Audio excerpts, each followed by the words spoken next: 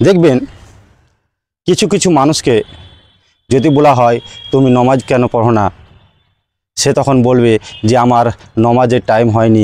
ঠিক আমার নমাজের টাইম যখন হবে তখন আমি নিশ্চয় নমাজ পড়ব।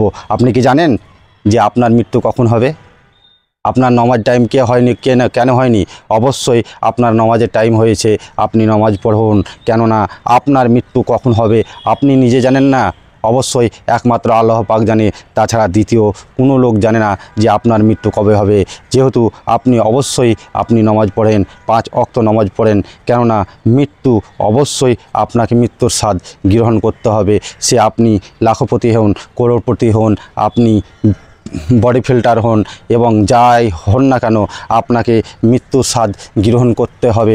যেহেতু আপনি বেঁচে থাকতে নিশ্চয় ভালো কাজ করবেন এবং নেক আমল করবেন এবং আপনি মরণকে স্মরণ করবেন। কেন মৃত্যুর কোনো বয়স লাগে না, কোনো টাইম লাগে না, কোনো টাইম লাগে না, কোনো কিছু লাগে না।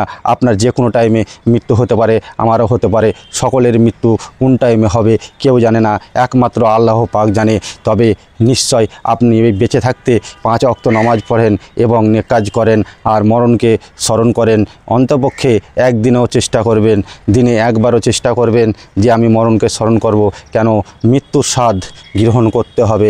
আপনি জানেন না যে মরব কবে, কেউ জানে না কবে মরবে, কিন্তু মৃত্যু আছেই। জীব মানে মৃত্যু, সব কিছুর মৃত্যু আছে। মৃত্যুর স্বাদ সবকে গ্রহণ করতে হবে।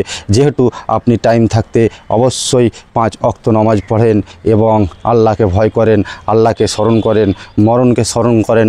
আপনি ভাববেন যে আমি বুড়ো অবস্থায় নামাজ পড়ব, আপনি বুড়ো হবেন না, তার আগে যদি মৃত্যু বরণ করেন তাহলে আপনি কি করবেন? তখন মরণের সময় মরণ আসবে, ইজরাইল আসবে, তখন বলবেন যে ঘুরে যাও, তোমাকে পরে এসো, আমি নামাজ রোজা করি, তারপরে